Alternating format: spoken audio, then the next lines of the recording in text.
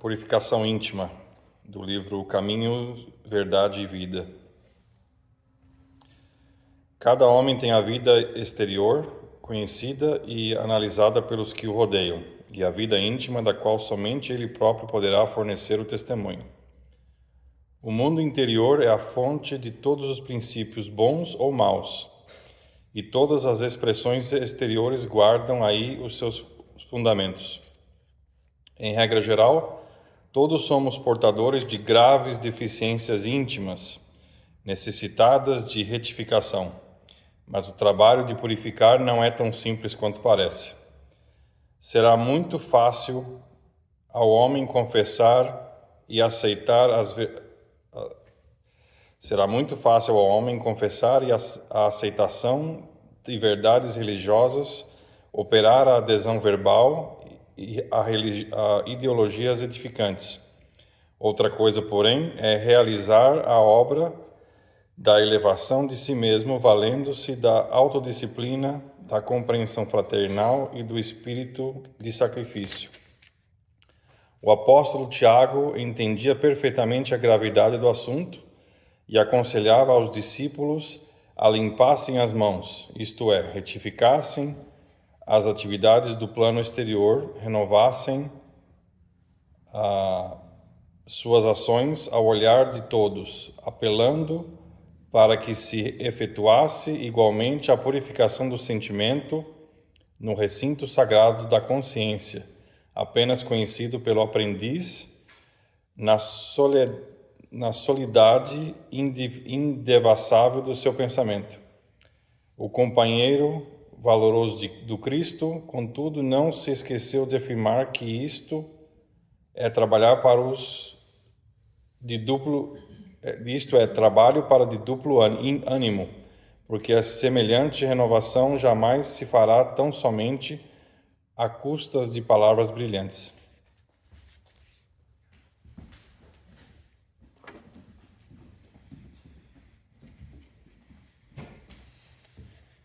Vamos então serenar nossa mente, nosso coração, agradecendo primeiramente o auxílio, o amparo da espiritualidade, que aqui já se encontrava desde o momento em que adentramos as portas do centro, pedindo a eles que nos ajude a assimilar a mensagem que será trazida através da palestra que o Jean será o expositor no dia de hoje, que possamos refletir nessas lições e poder de alguma forma aplicá-las no nosso dia a dia. Agradecendo a todos que aqui se encontram, encarnados e desencarnados, e em nome do nosso Mestre Jesus, pedimos assim a permissão para dar início à palestra do dia de hoje. Que assim seja. Sim, seja. Obrigado.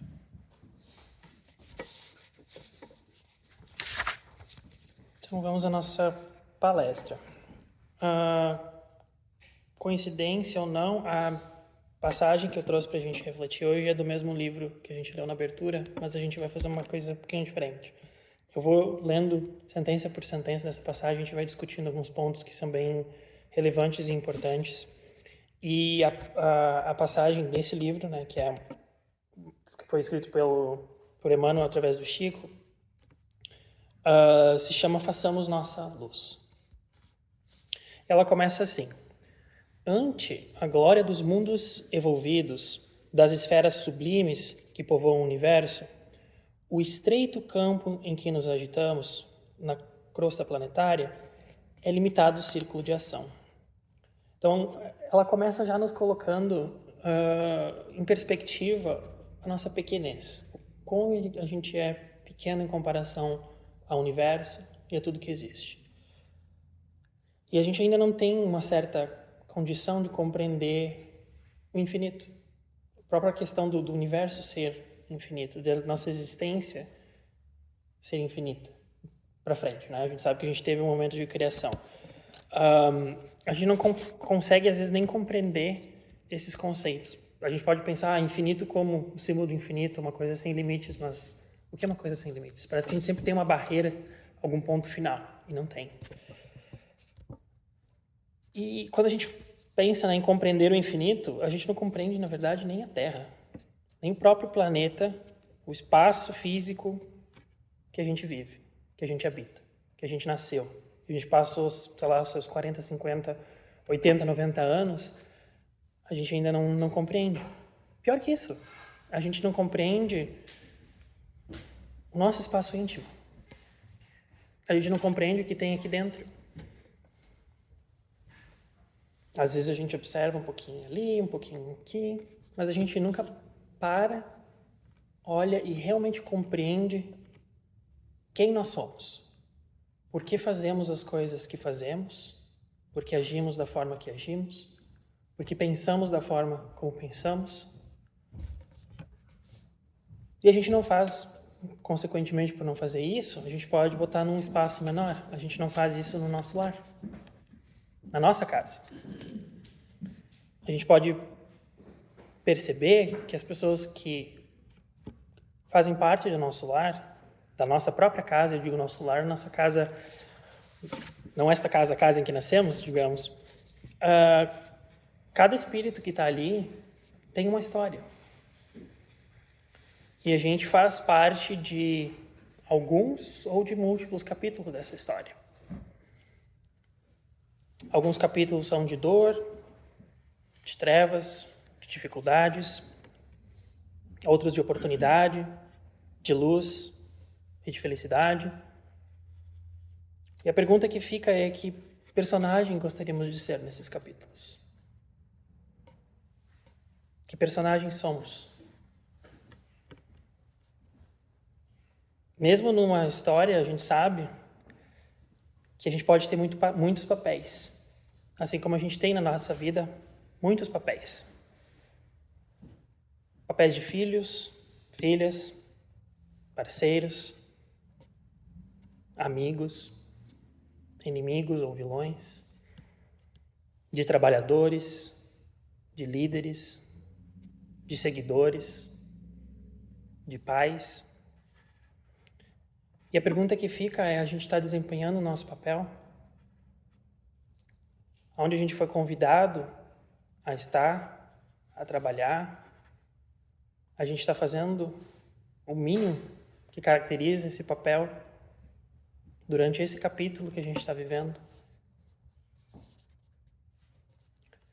A gente não consegue olhar para frente do livro para ver se o nosso personagem vai voltar ou vai estar lá ainda.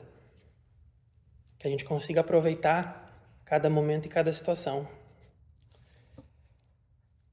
E a mensagem continua assim: se o problema, no entanto, fosse apenas o de espaço, nada teríamos a lamentar. Ou seja, tem coisas piores ou mais complicadas para a gente considerar do que simplesmente o fato de que a gente vive numa camadinha fina ao redor da Terra.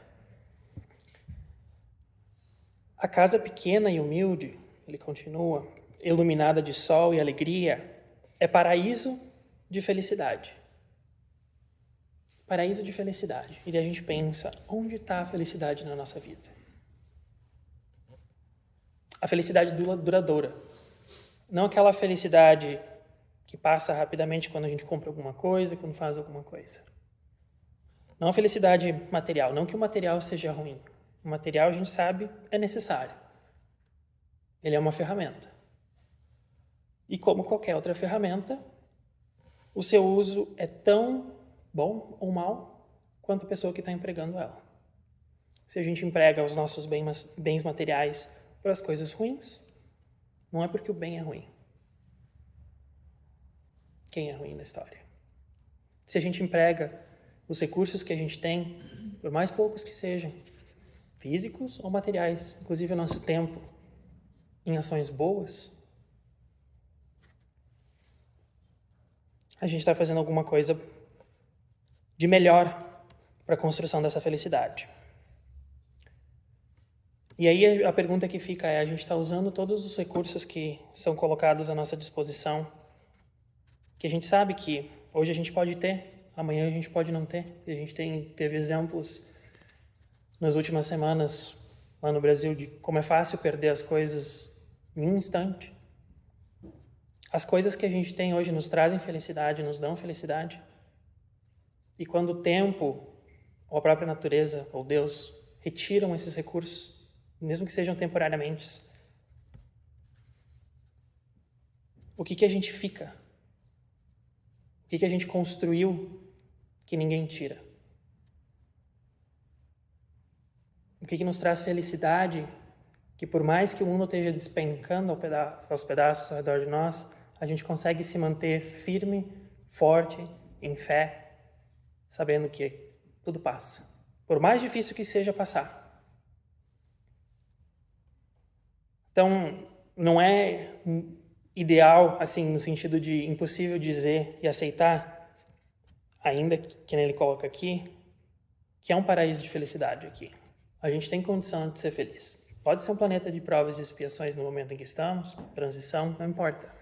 A gente tem condição de ser feliz. Um pouco. Mas tem. Basta a gente querer aproveitar e saber utilizar todos esses recursos. E a passagem continua dizendo: a angústia de nosso plano procede da sombra. Da onde que vem essa sombra? E por que a gente não consegue afastá-la? Da onde que vem a sombra que traz sofrimento? Ele coloca assim: a escuridão invade o caminho em todas as direções. Trevas que nascem da ignorância, da maldade, da insensatez, envolvendo povos, instituições e pessoas. Nevoeiros que assaltam consciências, raciocínios e sentimentos. E daí a gente fica pensando, né? Quantos anos faz que a gente está empacado com os mesmos tipos de conflitos? Por terra, por religião, por opinião, por forma de ver o mundo, por discriminação. E daí a gente vai pensar, né? 2000 anos, mas não estava lá. Pode ser até que não estava, mas se tu ainda faz essas coisas hoje, o que isso quer dizer? Que há 2000 anos atrás tu estava fazendo essas coisas também. Talvez não aqui encarnado nessa terra da forma como a gente pensa, mas tu ainda tinha essas visões parciais da vida, essas opiniões incompletas.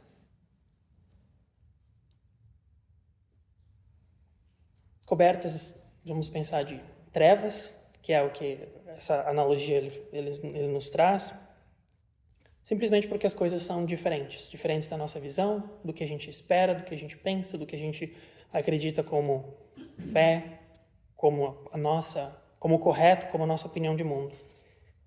E daí a gente fica pensando, por que o diferente ainda é ruim? Porque o pensar, o fazer, ou ser diferente ainda é visto como uma coisa estranha, como uma coisa ruim, como uma coisa normal. Aí a gente pode pensar a partir disso, né?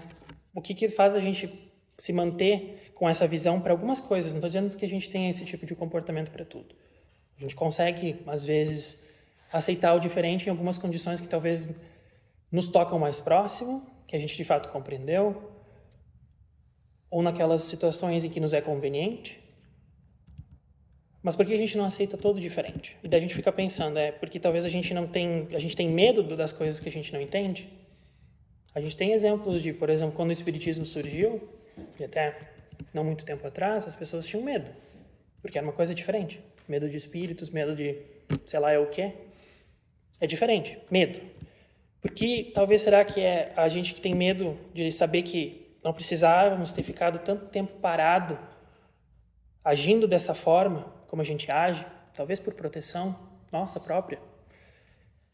Será porque a gente tem medo do trabalho que implica a gente ter que fazer em nós mesmos para ter esse tipo de mudança, de atitude, de comportamento, de pensamento? E vocês notam que eu falei várias vezes medo. Por que medo? Nos é colocado que o medo é um freio para muita coisa.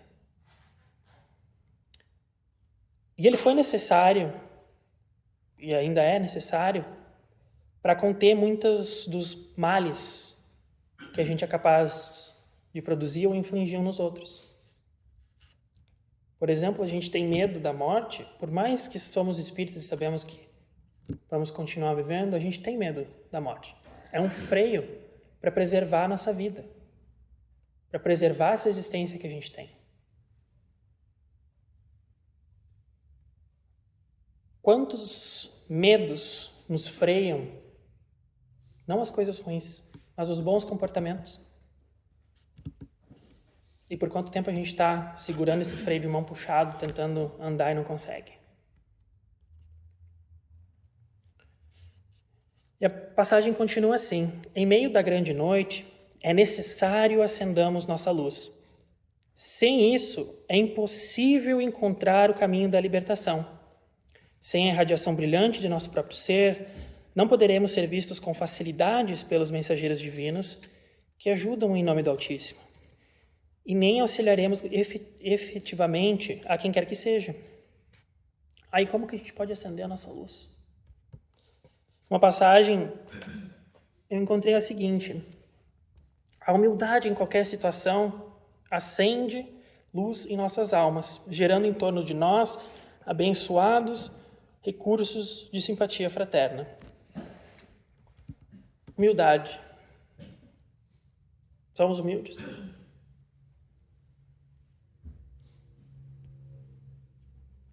E a gente pensa assim, ok, consegui acender aquela minha luz, o que vai acontecer? A gente está num planeta, que nem colocamos ali no início, que ainda existem trevas, ainda está na sua noite. O que acontece quando a gente acende uma luz? No meio da noite. A gente sabe que vários bichinhos, insetos vão se aproximar, buscando essa luz. Isso vai acontecer com cada um de nós. Quando a gente acender a nossa luz, pessoas vão se aproximar de nós, precisando dessa luz, querendo ajuda, pedindo socorro, às vezes sem pedir com uma fala. Às vezes é um olhar, às vezes é só uma presença. E a gente está pronto para compartilhar essa luz? Porque é fácil, quando a gente acende a luz, se assustar com as coisas que a gente está vendo que estão nessa escuridão, nos cercando há milhões de anos, talvez. Eram as nossas companhias que estavam ali na escuridão e agora a gente está vendo o que, quem e como elas realmente são. Isso assusta. E ele continua assim: é indispensável organizar o santuário interior e iluminá-lo, a fim de que as trevas não nos dominem. Organizar o santuário interior. Aí vem a pergunta: como é que anda esse nosso santuário interior? Bem cuidado, como a gente cuida da aparência do nosso corpo? Que as pessoas vão ver, né? O santuário interior ninguém vê. Ainda. Graças a Deus. Bem como a gente cuida da nossa casa, do nosso jardim, a gente gosta de gastar tempo cuidando das coisas que os outros vão ver, né? Pelo menos os outros, quando a gente fala de pessoas encarnadas. A gente não consegue ver o interior ou o que tu tá pensando e sentindo. Mas o mesmo não se dá, a gente sabe, com os irmãos que estão desencarnados. Eles conseguem perceber, visualizar um pouco mais do que se passa no nosso campo vibratório, no nosso pensamento, no nosso sentimento. Já imaginou se a gente conseguisse ver tudo isso hoje em dia? O que a gente estaria vendo?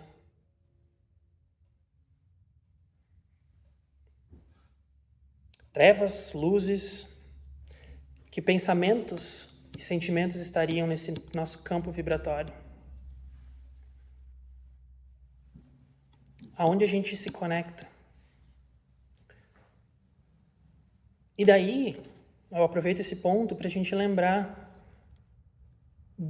da questão da conexão do nosso pensamento. Principalmente, e usando de exemplo de novo, essas tragédias que têm acontecido, tanto na questão de guerras, quanto a questão dos desastres naturais. Qual é o foco que a gente dá com o nosso pensamento nesses momentos? A gente fica naquela questão da sede de curiosidade, do detalhe, de saber o que está acontecendo, de ver, de buscar imagens, buscar vídeos, buscar informações, opiniões, depoimentos de pessoas que estão sofrendo.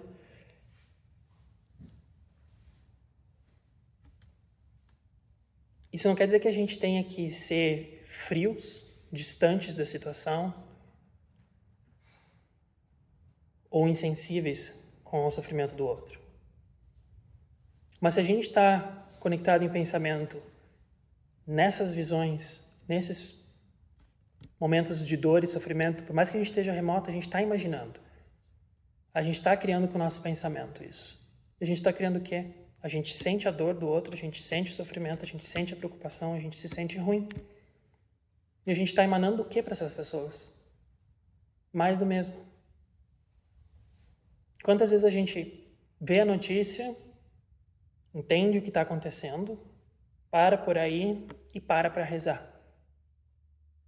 Para desejar um consolo para essas pessoas. Para desejar uma esperança. Para saber que alguém se importa com elas, que elas são amadas, que tem alguém junto, que isso vai passar. Isso que a gente tem que projetar e pensar. E é fácil se ligar nas coisas ruins. A gente gosta, parece, de alimentar esse lado. Por que a gente não alimenta o lado bom das coisas? O que a gente está emitindo? Mais trevas ou luz? Ele continua dizendo: é possível marchar valendo-nos de luzes alheias.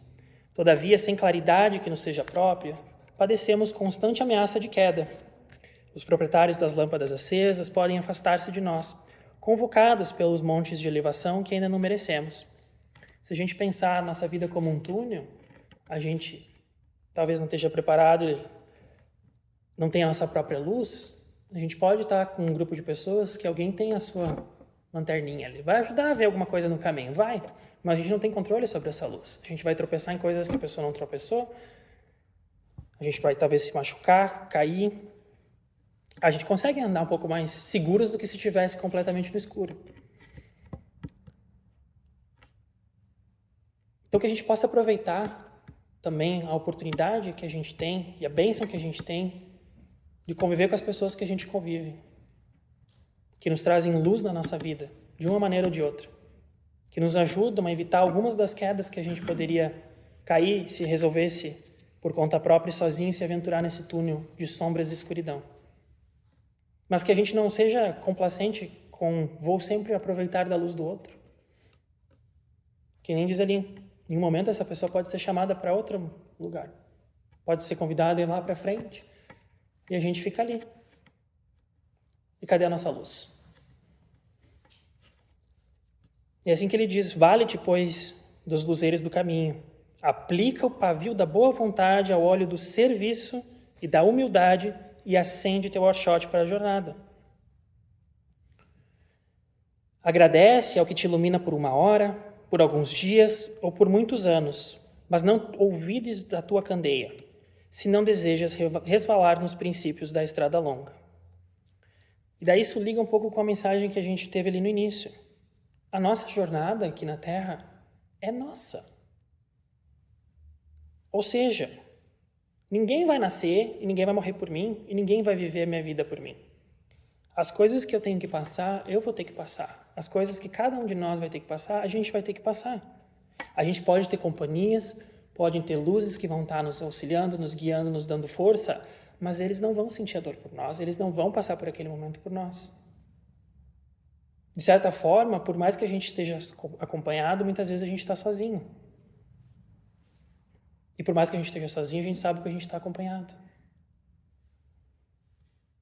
Então que a gente saiba aproveitar e agradecer cada pessoa, cada irmão e irmã que passa na nossa vida e nos dá o privilégio, eu diria, de a gente se banhar na luz dessa pessoa. Por um minuto que seja, por um dia, por um mês, por por vários capítulos dessa história que a gente está construindo aqui. E ele continua: o problema fundamental da redenção, meu amigo, não se resume a palavras faladas ou escritas. É muito fácil pronunciar belos discursos, prestar excelentes informações, guardando embora a cegueira nos próprios olhos. Isso vale principalmente para mim, que estou falando aqui com talvez palavras bonitas, né? E a gente sabe que uma coisa é compreender, né? Uma coisa é saber, outra é compreender e a outra é fazer. Uma é o primeiro passo, mas só o primeiro passo não adianta. E daí a gente pensa, como é que a gente age fora daqui? É fácil, né? Ser bom dia, ser agradável, dar um sorriso. Aqui, quando a gente está num ambiente que a gente está buscando isso.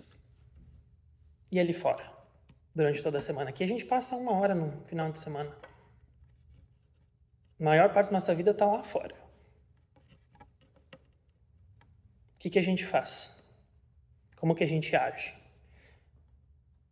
E também não só agir com os outros. Como é que a gente age conosco mesmo? Aí vem a pergunta. Eu quero que vocês pensem. Se alguém pedir para vocês, e isso vale para mim também, né? Você se ama? Você verdadeiramente se ama? O que a gente ia responder?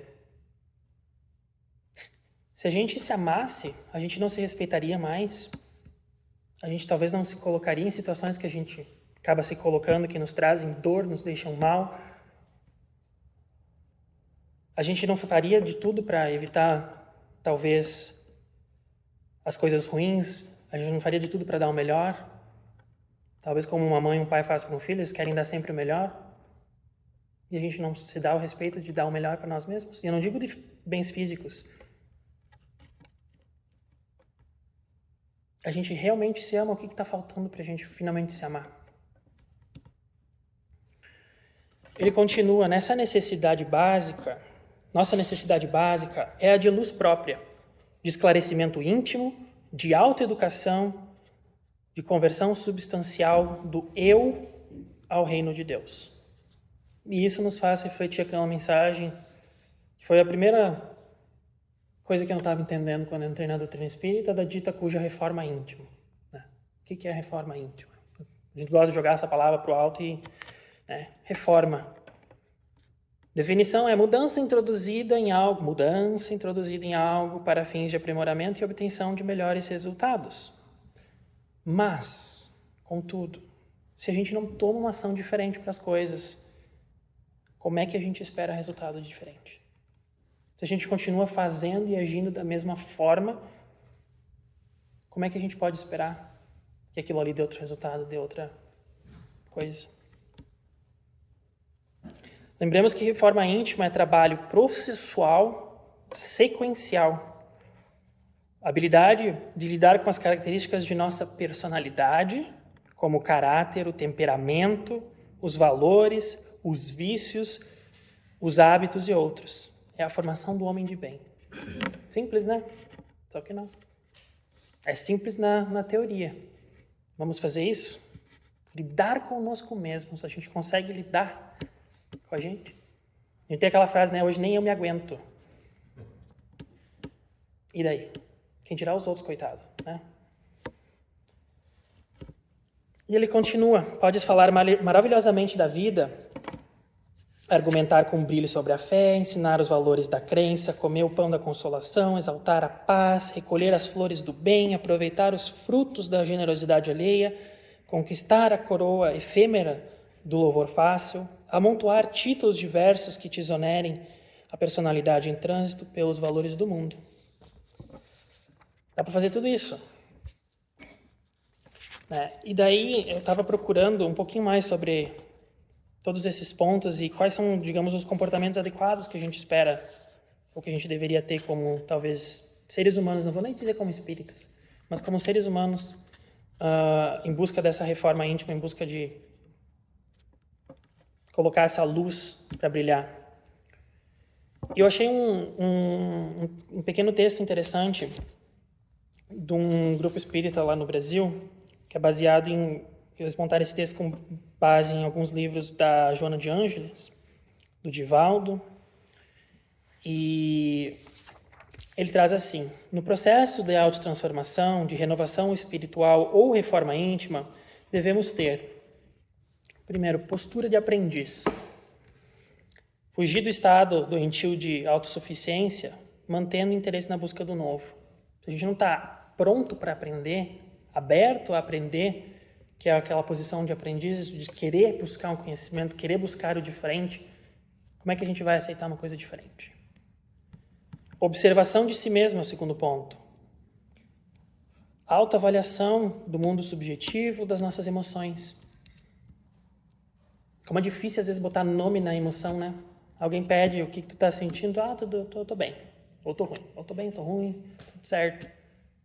Parece que a gente só sabe 2 palavras, é bem ruim, não tô legal. Muita variação que faz. Olha quantas palavras a gente tem na língua portuguesa e na língua inglesa para descrever diferentes sentimentos. A gente não usa elas. Por que a gente não usa? É uma dificuldade de expressar, nos conhecer o que a gente está sentindo, o que passa aqui dentro. Terceiro ponto, renúncia. Selecionar ambientes e costumes, pois eles refletem muito o nosso mundo mental. Ambientes e costumes. A gente seleciona ambientes que a gente frequenta, que a gente vai, os costumes que a gente tem, coisas que a gente faz automática, talvez a vida inteira. Aceitação da nossa realidade atual é outro ponto.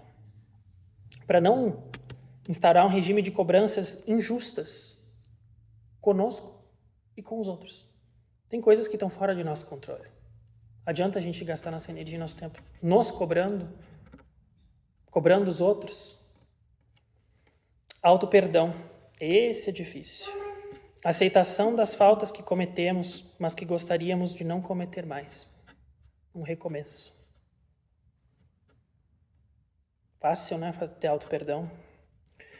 Comprometimento com a decisão de crescer. Esse é outro ponto que ele coloca. Serviço continuado, severidade e disciplina na construção.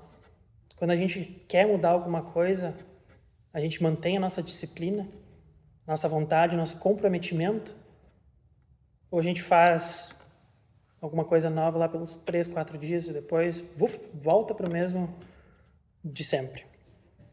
Vigilância é outro ponto. Mente aberta e alerta, voltadas às boas leituras e conversas, diversões e ações sociais. E a gente pode pensar, né? Leituras e conversas. A gente gosta ainda de falar mal das coisas, reclamar, gosta de ver coisas ruins, seja notícias, sejam séries. Olha o que a gente está se expondo. Se a gente for pensar uma série violenta que sai cabeça rolando para cá e para lá, a gente expõe uma criança a essas cenas? Não, por quê? Porque a gente sabe que tem um impacto nela, né? E por que não tem impacto na gente só porque a gente é adulto? Tem um impacto, talvez a gente não perceba mais, porque a gente deixa de perceber as coisas que a gente está sentindo. A gente não conhece as nossas emoções, a gente não se conhece. A gente continua sendo impactado por aquilo que vê. Vigilância. Oração é outro ponto, terapia da mente. E a gente ora e a gente sabe orar para pedir, né? A gente associou o termo orar com igual a pedir. Qual foi a última vez que a gente orou e só agradeceu? Só disse obrigado. Mais nada. Não obrigado e gostaria de pedir tal coisa. Porque até no Pai Nosso a gente faz isso, né? A gente agradece e já pede alguma coisa. Livra-nos do mal, pelo menos isso, né? Quando a gente só agradeceu? Trabalho é outro ponto. Dar utilidade a cada momento da nossa vida. Onde que a gente está botando o nosso esforço, o nosso tempo, que é finito, aqui nessa terra. Tolerância. Conosco e com os outros. Era outro ponto. Amor incondicional. Mais um ponto. Auto-amor ele coloca. Aprender a gostar de si. Não importa agora o que a gente fez ontem ou o quê. É um estado interior de júbilo com o nosso progresso. Lento, mas constante. Gradativo. Para uma identificação plena com o Pai. É óbvio que daí a gente pensa tudo isso e diz, ai, tô tão longe ainda. Tá, só que se não fizer nada, tu vai continuar assim longe. A gente não vai conseguir resolver todos os problemas que a gente não vai virar santo da noite pro dia, e muito menos numa única existência. Se quando a gente for chamado de volta, a gente conseguir olhar para trás e ver que a gente deu um passo para frente, a gente venceu. Uma coisa que a gente consiga mudar nessa vida, a gente já venceu. Parece uma meta pouco baixa, né? Uma coisa. A gente consegue pensar uma coisa que a gente mudou na nossa vida? Realmente mudou, que a gente vive, não faz mais, nem pensa mais, talvez daquela forma, daquele jeito.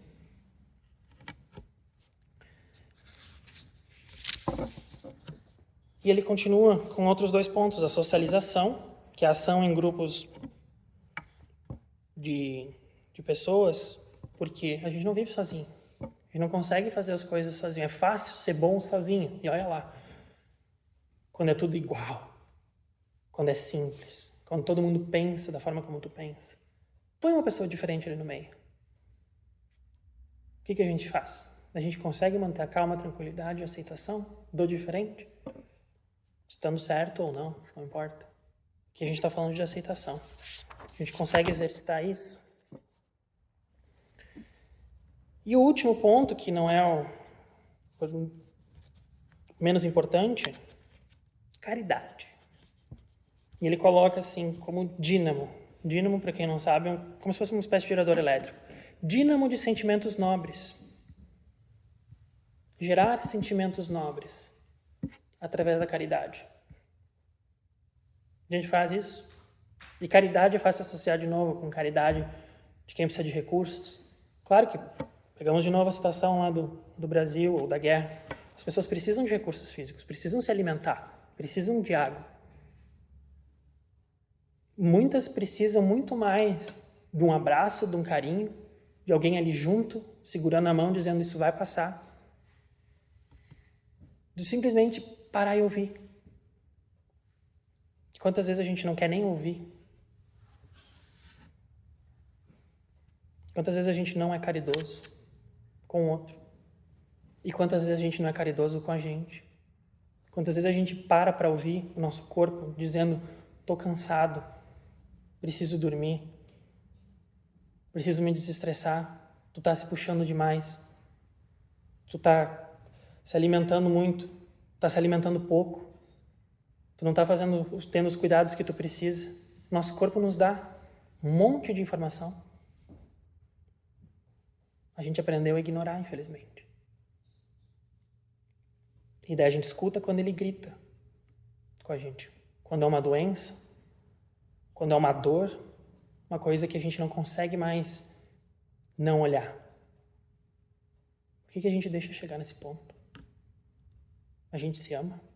Alguém que se ama deixaria alguém, quem quer que seja, chegar nessa situação? E ele finaliza a mensagem assim: tudo isso em verdade pode fazer o espírito que se demora indefinitivamente em certos ângulos da estrada. E a gente pensa, quanto tempo a gente está parado? Em alguns aspectos da nossa vida. Em comportamentos, em sentimentos, em formas de agir. Quanto tempo a gente estacionou, talvez por conveniência, por cansaço, porque é um trabalho constante. Cansa, requer energia. E ele termina da mesma forma que eu vou terminar, com uma frase. Todavia, avançar sem luz é impossível.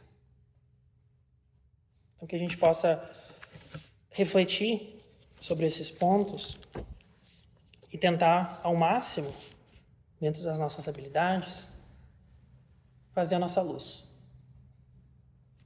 Obrigado. Seu Cristo, você faz a prece para nós?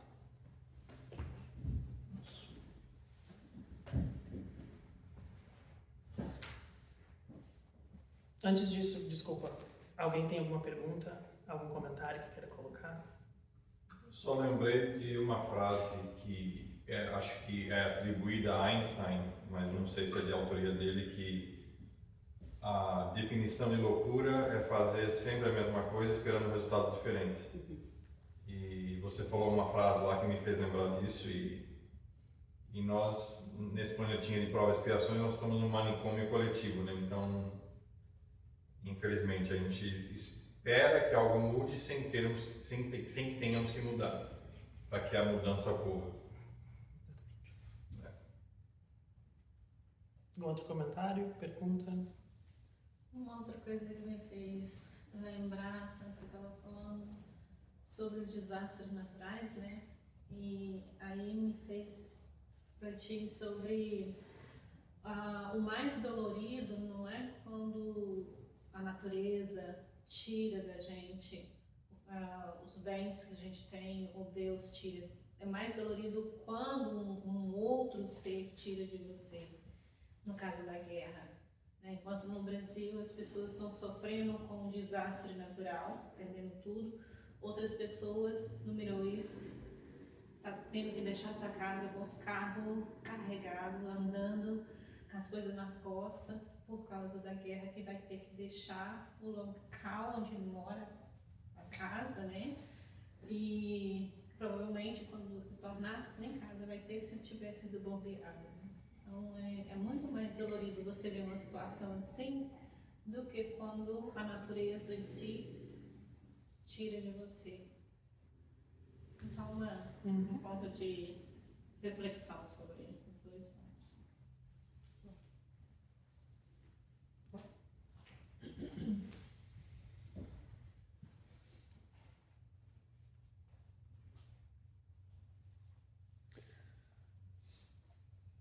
Agradecemos, Pai.